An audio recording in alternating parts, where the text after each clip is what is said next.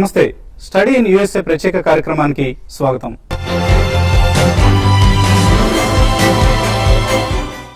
United states of America, USA. Me dreamy destination ఏది అంటే ఎక్కువ మంది ప్రస్తావించేది ఈ పేరునే. పై చదువుల కోసమో లేక ఉద్యోగం కోసమో అమెరికా సంయుక్త రాష్ట్రాలకు చేరే భాగ్యం కోసం యువత తహతహలాడుతోంది. కొందరికైతే అదే జీవిత పరమావధి. John Hopkins, MIT, Carnegie Mellon, Harvard, Stanford, Yale ఇలాంటి విశ్వవిఖ్యాత విద్యా సంస్థల పేర్లు మన స్టూడెంట్స్ నోళ్లలో నిత్యం నానుతూనే ఉంటాయి. అమెరికన్ యూనివర్సిటీలో చదివే విదేశీ విద్యార్థుల్లో 15% భారతీయులే ఉన్నారంటే మన వాళ్లకు అమెరికా పట్ల ఎటువంటి క్రేజ్ ఉందో అర్థం చేసుకోవచ్చు. అమెరికా నుంచి వీసాలు పొందడం కాస్త సులువు కావడం, అక్కడి విశ్వవిద్యాలయాలు అడ్మిషన్స్ కోసం ఇక్కడికే వస్తూ ఉండడం, బ్యాంక్ రుణాల మంజూరు సులభం కావడం వంటి అంశాలు అమెరికా వైపు విద్యార్థులు మొగ్గు చూపేలా చేస్తున్నాయి.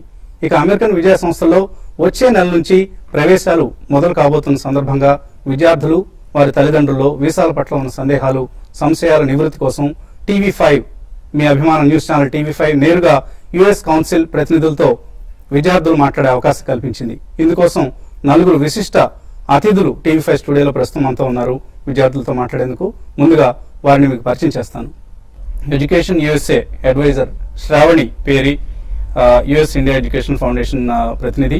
అలాగే vice consul Erin Robinson, US consulate general Hyderabad. Deepa Akiraju, university of Illinois alumni. Male representative Vikram Polavarapu, university of Michigan alumni.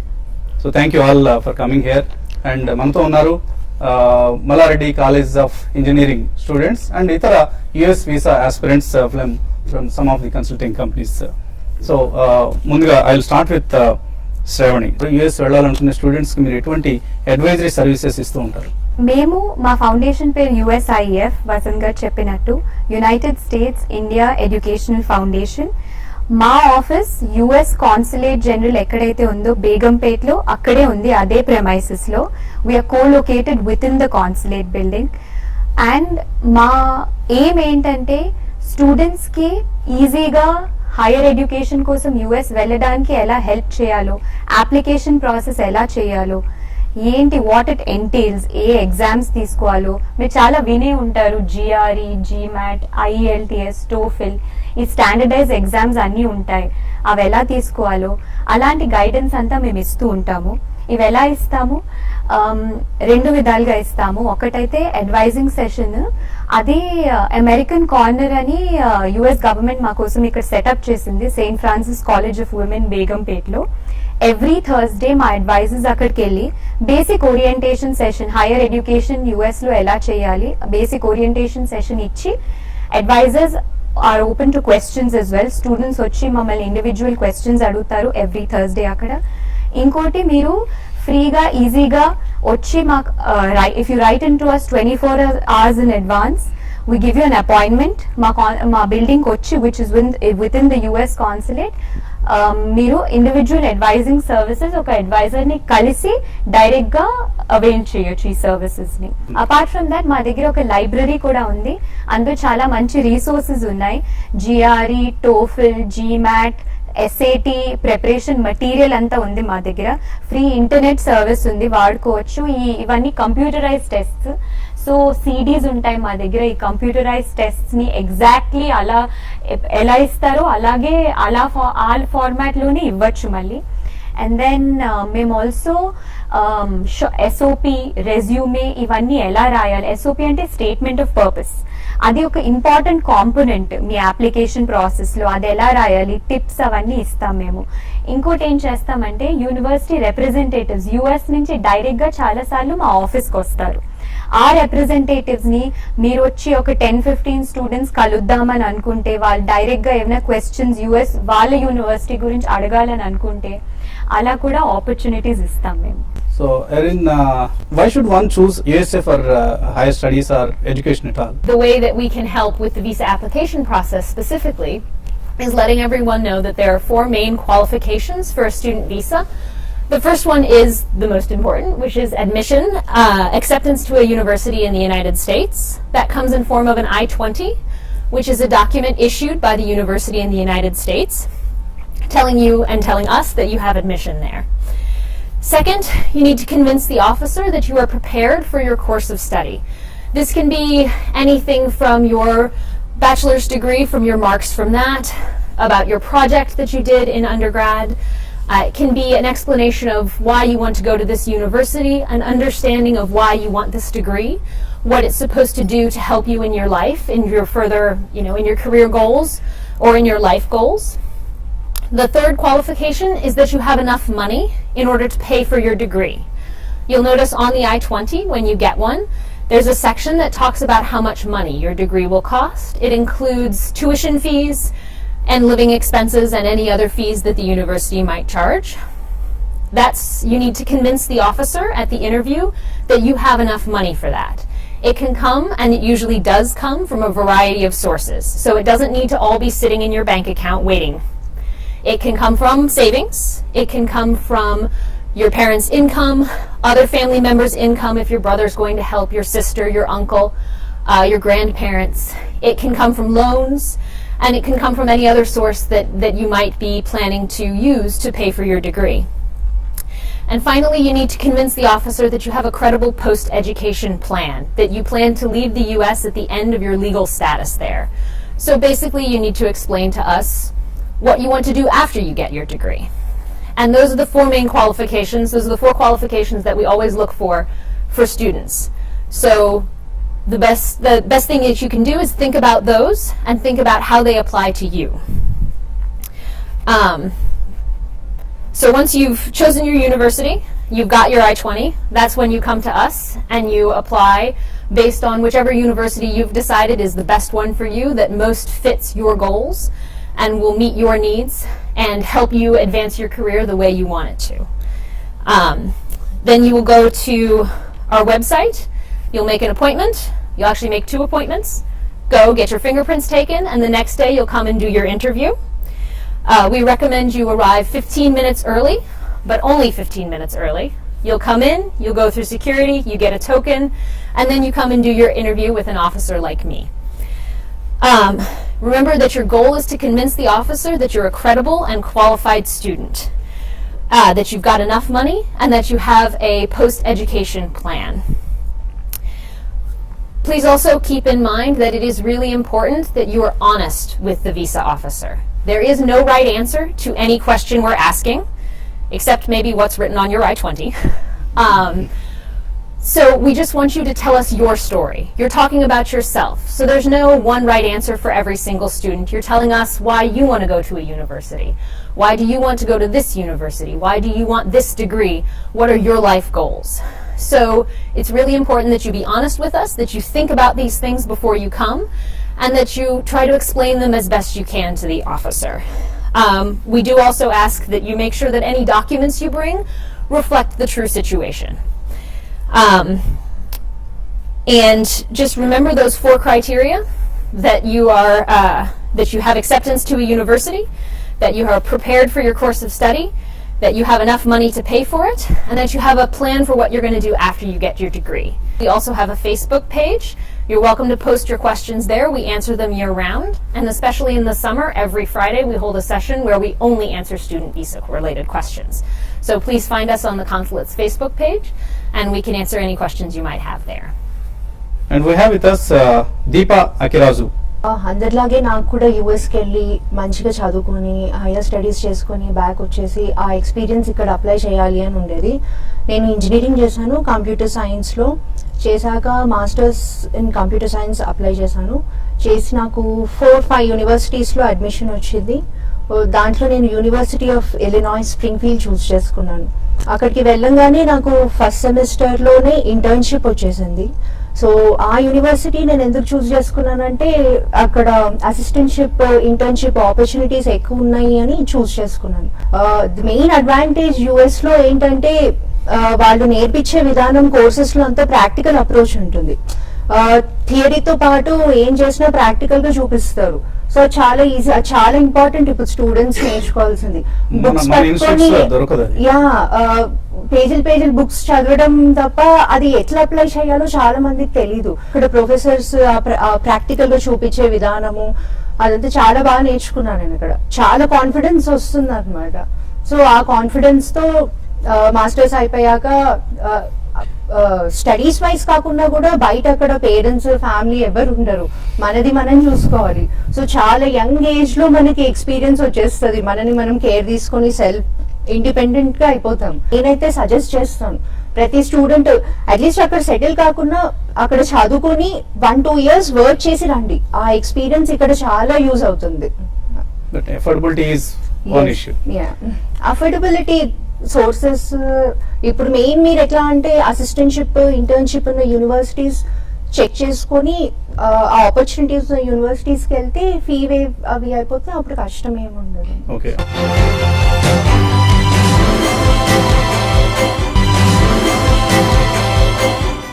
We have with us Vikram Polavarapu. ఎటువంటి అనుభవాలు మీరు షేర్ చేసుకుంటారు? నమస్కారం అండి అందరికి. నేను actually when I went to US అండి, it was in the year 1993 అండి. అప్పుడు internet was in its infancy అనమాట. సో మాకు ఆ రోజుల్లో వచ్చిన ఇన్ఫర్మేషన్ అంతా బుక్స్ లో మా సీనియర్స్ ఏం చెప్పారు, ఏం చూశారు, ఇవన్నీ అవి తప్ప ఇంకా వేరే లేవు. కానీ ఇవాళ చూసినా అండి, people are still following the same procedure అనమాట. యునైటెడ్ స్టేట్స్ ఇస్ కన్సర్న్డ్ అండి, it is one of the most structured countries that I've come across అండి. Everything is based on structure అనమాట. వాళ్ళు ఒక ప్రశ్న అడిగారు అనుకోండి, they want an answer for that అనమాట. మిగతా 2, 3, 4, 5 అడగని అన్ని మనం ఆన్సర్ పేపర్ లో రాస్తాం, మేము రాస్తాం, మీరు రాస్తా ఉంటారు, ఎక్కువ మార్కులు వేస్తారు. కానీ యుఎస్ కాన్సులేట్ లో అదేం కుదరదు. వాట్ ఈస్ యువర్ నేమ్ అంటే మీ నేమ్ చెప్పాలి, మీరు ఏం చదువుకున్నారంటే ఇది చదువుకున్నారని చెప్పాలి. That's as clear as they can get anamata. So I was also one of those people that didn't know what I was doing anamata. Aa రోజుల్లో I had a senior that took my admission, hand carried my admission and gave it to his professor. I don't know if that made a difference. కానీ but what ever it is 3 days లో నాకు phone చేసి చెప్పాడు, విక్రమ్ నీకు ఇక్కడ admission వచ్చింది అన్న. ఆ మిగతా 3-4 అప్లికేషన్స్ ఉన్నాయి, నేను పక్కకి తీసి పెట్టేశాను, ఎందుకంటే this was my first choice. We have a misguided notion about the United States. Is that simplest notion చెప్తానండి. వాళ్ళు క్యాల్కులేటర్ లేనిదే వాళ్ళు they don't know how to add numbers అంటారు. కానీ that is far from reality అనమాట. In this country also go talk to an average man on the road. వాడు calculator లేదు కాబట్టి స్లోగా యాడ్ చేస్తారు నంబర్స్. క్యాల్కులేటర్ ఇవ్వండి, సెల్ ఫోన్ టక సెల్ ఫోన్ లో కొట్టేస్తారు.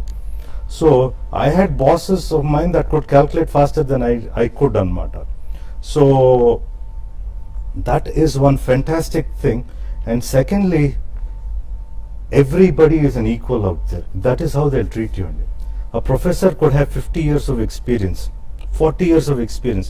మీ ఎక్స్పీరియన్స్ వచ్చేటప్పటికి బాబు చెప్పు మీ స్టోరీ అంటారు, ఎందుకంటే ఆయన అదంతా ప్రాసెస్ చేస్తున్నారు.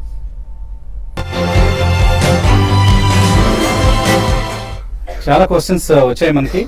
Tabitha, BTech CSC. My question was regarding internship actually. As you told that you've got an internship at an early age. So is it possible in a state university or a private university? No, actually internships and assistantships are only in public universities. So while you choose universities, make sure you go into their website and check whether the university provides assistantship and internship opportunities. వాళ్ళ యూనివర్సిటీలో already వాళ్ళు చూపిస్తారు. So మీరు వెళ్ళక ముందే application form fill చేసి వాళ్ళకి submit చేసేయచ్చు. అక్కడికి వెళ్ళాక ప్రాసెసింగ్ అదంతా వాళ్ళు చూపిస్తారు. బట్ మీరు యూనివర్సిటీ చూస్ చేసుకునేటప్పుడే వాళ్ళ వెబ్సైట్ లో వాళ్ళు అన్ని ప్రొవైడ్ చేస్తారు. సో మీకు అది సూటబులా కాదా, మీకు అసిస్టెంట్షిప్ ఇంటర్న్షిప్ ఉన్న యూనివర్సిటీసే చూస్ చేసుకునేటట్టు. So most of the public యూనివర్సిటీసే ప్రొవైడ్ చేస్తారు. Geeta Mounika. I belong to computer science department, but I want to do my masters in nanotechnology. అసలు ఒక్కదానికి ఇంకో దానికి అసలు రిలేషన్ లేదు. So can I go in that way? So basically, if you're trying to change your field entirely, మీరు effectively explain cheyali why you're trying to change the field. Okay. And the universities that you apply to will definitely want to know that. The visa officer will definitely want to know why you're changing your field from computer science to nanotechnology. And if you are able to justify why you're making the change, and you have to show some kind of experience, I would think, probably at least an internship or something, an academic basis for why you plan to make this change.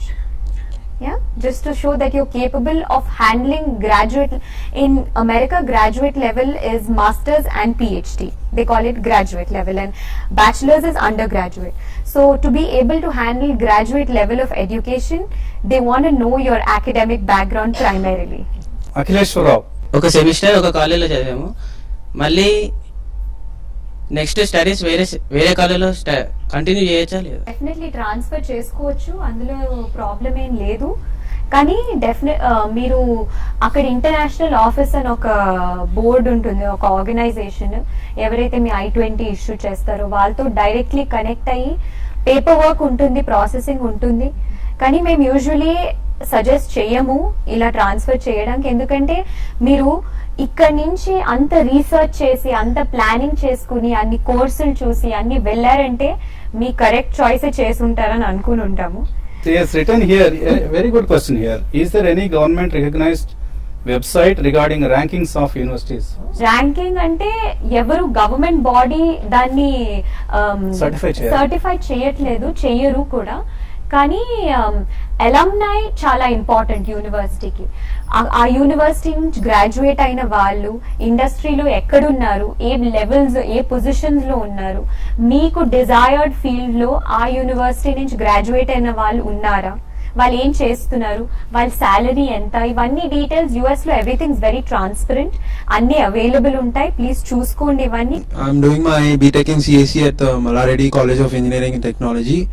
I'd like to know what would be the average tuition fee in the universities across USA. Public and private universities కి తేడా first మనం తెలుసుకుందాము. Public institution అంటే state, ఏ state అయితే ఉందో ఆ state tax payers fund చేస్తారు ఆ యూనివర్సిటీని. సో మన గవర్నమెంట్ కాలేజెస్ లాగానే. అండ్ దెన్ ప్రైవేట్ ఇన్స్టిట్యూషన్స్ అయితే అది ప్రైవేట్ బాడీ. పబ్లిక్ ఇన్స్టిట్యూషన్స్ లో ఫీ కొంచెం తక్కువ ఉంటుంది, tuition fees, and assistantship opportunities ఎక్కువ ఉంటాయి. అసిస్టెంట్షిప్ అంటే అక్కడికి వెళ్ళిన తర్వాత ఏదో టీచింగ్ కి అసిస్టెంట్షిప్ వస్తుంది, లేకపోతే రీసెర్చ్ అసిస్టెంట్షిప్ అయినా వస్తుంది. పబ్లిక్ యూనివర్సిటీస్ లో అసిస్టెంట్షిప్ ఆపర్చునిటీస్ ఎక్కువ ఉంటాయి. ప్రైవేట్ యూనివర్సిటీస్ లో కూడా ఉంటాయి, కానీ పబ్లిక్ లో ఎక్కువ ఉంటాయి.